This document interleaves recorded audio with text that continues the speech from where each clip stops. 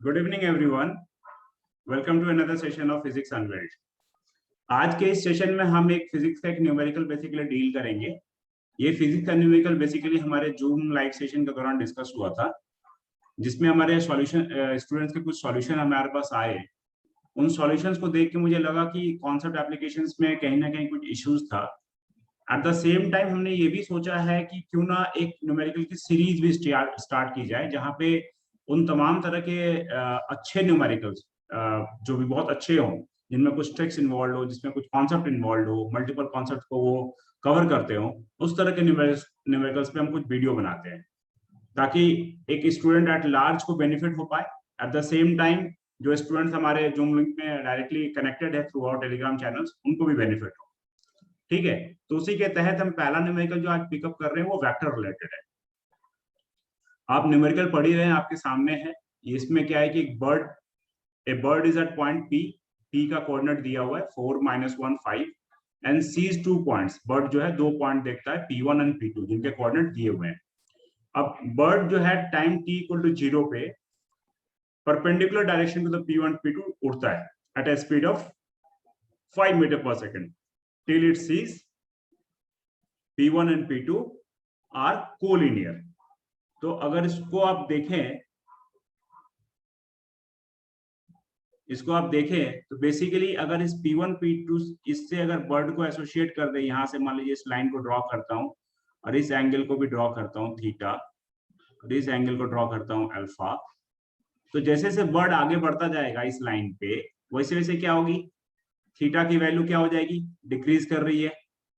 Alpha की value भी क्या हो रही है, डिक्रीज कर रही है।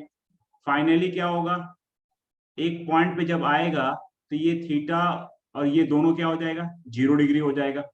जब ये 0 डिग्री हो जाएगा तो पी जो ये बर्ड जो है खुद इसी पॉइंट पे पहुंच जाएगा, यहाँ बर्ड मेरा पहुंच जाएगा।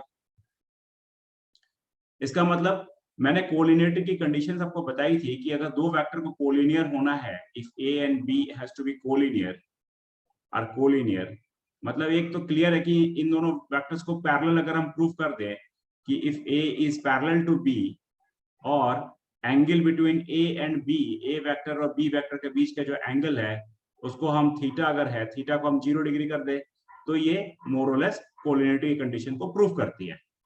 ठीक है, तो फिलहाल हम इस प्रॉब्लम में कैसे इस चीज को अचीव करेंगे ये हम देखेंगे।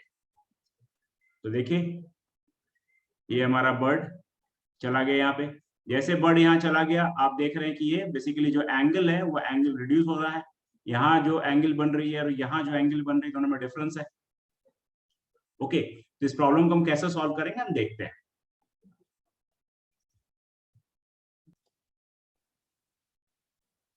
सो ये हमने ड्रॉ कर लिया है वेक्टर्स यहाँ पे। तो आप देख रहे हैं कि coordinates of P, P2 and P1 दी हुई है।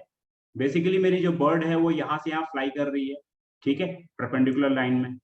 तो जब बेसिकली बर्ड मेरी यहाँ पर आ जाएगी तो ये एंगल 0 हो जाएगा। जैसे 0 हो जाएगा वो क्या देखेगा, P1 एंड P2 को कोलिनियर देखेगा।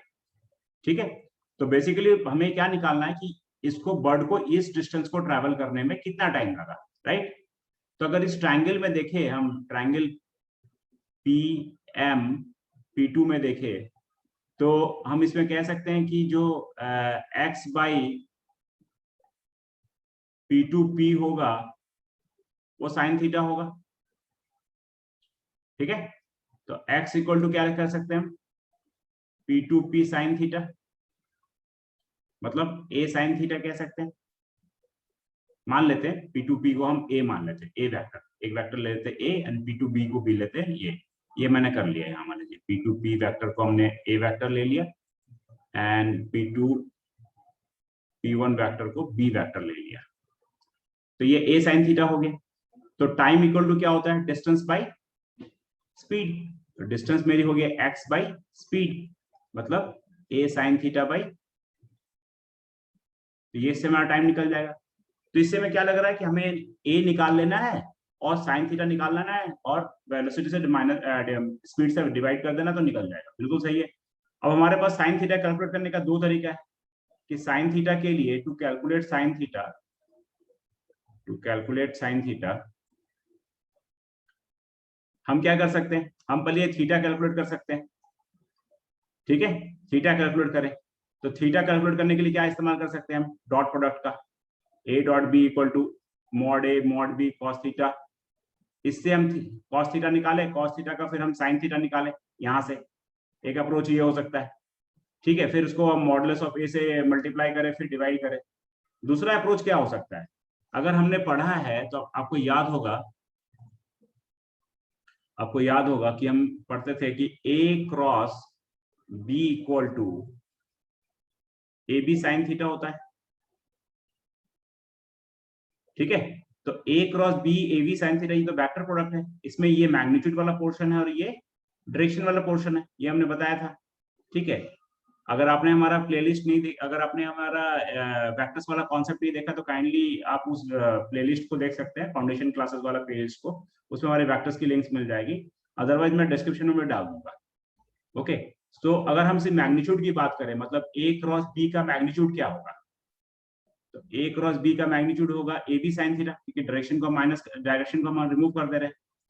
तो ए साइन थीटा की वैल्यू क्या हो जाएगी, ए साइन थीटा की वैल्यू हो जाएगी ए क्रॉस बी बाय बी। ठीक है, अगर इसी को मैं यहां पुटअप करूं, इस x को मैं यहां पुटअप करूं तो क्या हो जाएगा, इसको हम लिख सकते हैं a cross b by mod b into speed, mod b into speed. a sine theta को मैंने लिख दिया a cross b by b mod b into speed. अब a क्रॉस b निकालना है हमें, तो ये हम देखते हैं। अब देखिए, आपको याद होगा एक चीज हमने और भी बताई थी, ये सारे के सारे कॉन्सेप्ट हमने डील कर दिए है। तो मुझे लग रहा था कि आप लोग सॉल्व कर पाएंगे, लेकिन आप लोगों को फिर भी कुछ इश्यू हुआ, तो इसका मतलब मुझे लगता है कि आपको वापस से विजिट करनी चाहिए एक बार। मान लीजिए ये वाला वेक्टर जो है ए वेक्टर है, ये वेक्टर बी वेक्टर है, और मुझे ये निकालना है, ये दिया हुआ है, ये दिया हुआ है, ये निकालना है। तो ट्राइंगल रूल से क्या लिख सकते हैं, A plus A B equal to B. तो अगर ए बी निकालना है तो बेसिकली क्या कर रहे हैं, बी से ए को माइनस कर रहे हैं, राइट। अभी देखिए मेरा ये जो P2P है ए वेक्टर, तो ए वेक्टर कैसे निकलेगा, मतलब P में P2 को माइनस करेंगे। ओके, फिर मान लीजिए ये B है P2P1, तो क्या करेंगे, P2P1 के लिए क्या करेंगे, P1 में P2 को माइनस करेंगे। ठीक है, तो सबसे पहले हम ए को कैलकुलेट करते हैं, ए को कैलकुलेट करेंगे तो क्या हो जाएगा, चलिए P की वैल्यू लिखते हैं। तो P की वैल्यू हो गई 4i, क्योंकि ये देखिए ये आपका 3 डायमेंशन कोऑर्डिनेट में है, एक्स वाई जेड कोऑर्डिनेट में है, ये x है, ये y है, ये z है। तो x की तरफ i होता है, y की तरफ j होता है, k की तरफ z की तरफ k होता है। उसी को ध्यान में रखते हुए लिख रहा हूँ, 4i minus j plus 5k से P2 को माइनस कर रहे हैं, मतलब i j एंड 4k को माइनस कर रहे हैं, क्या रिजल्ट आएगा, 3i आएगा, माइनस ये माइनस माइनस हो गया, 2j आएगा,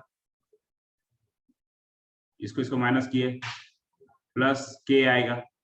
ठीक है, उसी तरह अगर हम b को करेंगे तो क्या होगा, b को मतलब P1 से P2 को माइनस करें, तो P1 की वैल्यू हो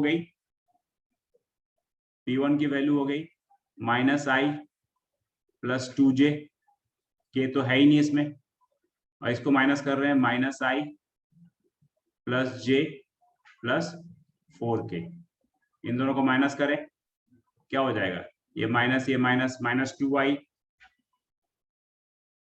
2j और माइनस j, क्या हो गया, प्लस j, और ये माइनस 4k। अब मुझे निकालना है a क्रॉस b, तो मैंने a क्रॉस b के लिए एक बहुत शॉर्टकट तरीका बताया था, डिटरमिनेंट मेथड, उसका इस्तेमाल करें, i j k, तो i की जगह मैंने लिख दिया 3 माइनस 2 1 माइनस 2 1 माइनस 4। अगर इसको आप कैलकुलेट करें तो क्या हो जाएगा, i लिया तो i वाले रो को छोड़ दें एंड i वाले कॉलम को छोड़ दें, तो क्या हो जाएगा, ये हो जाएगा 8 माइनस 1, फिर जे वाले सिमिलरली जे वाले कॉलम को छोड़ दे, जे वाले रो को छोड़ दें, तो क्या हो जाएगा -12 प्लस 2, फिर प्लस के वाले को लीजिए, तो के वाले फिर से के वाले कॉलम को छोड़ दीजिए, के वाले रो को छोड़ दीजिए, कितना हो जाएगा 4 माइनस 3। ठीक है, तो अगर ये सब कुछ इसी तरह का हो गया तो क्या हो गया रिजल्ट देखें, ये हो गया 7i माइनस 10j प्लस के, राइट, कोई डाउट नहीं है।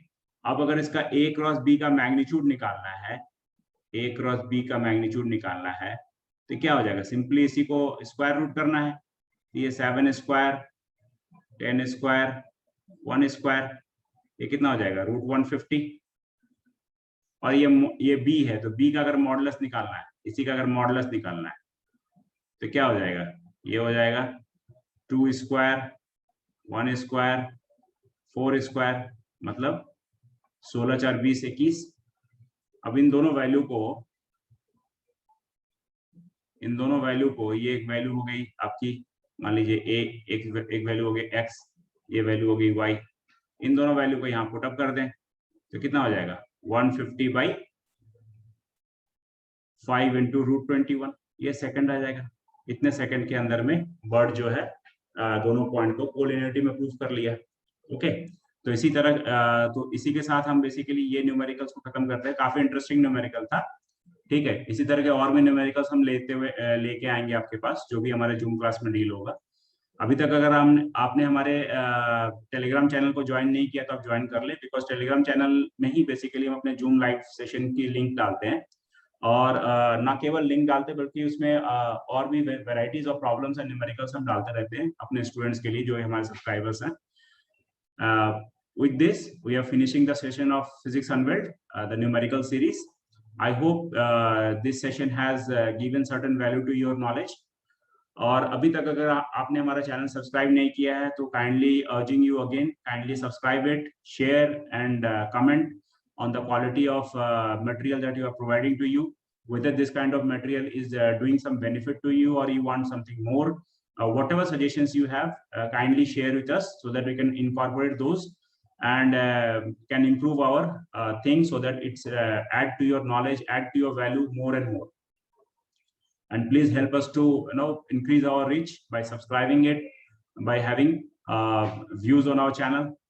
So thanks for your time. With this, I like to finish this session of Physics Unveiled, and thank you, and we'll catch up with you with another important sessions of Physics Unveiled in near future. Thank you.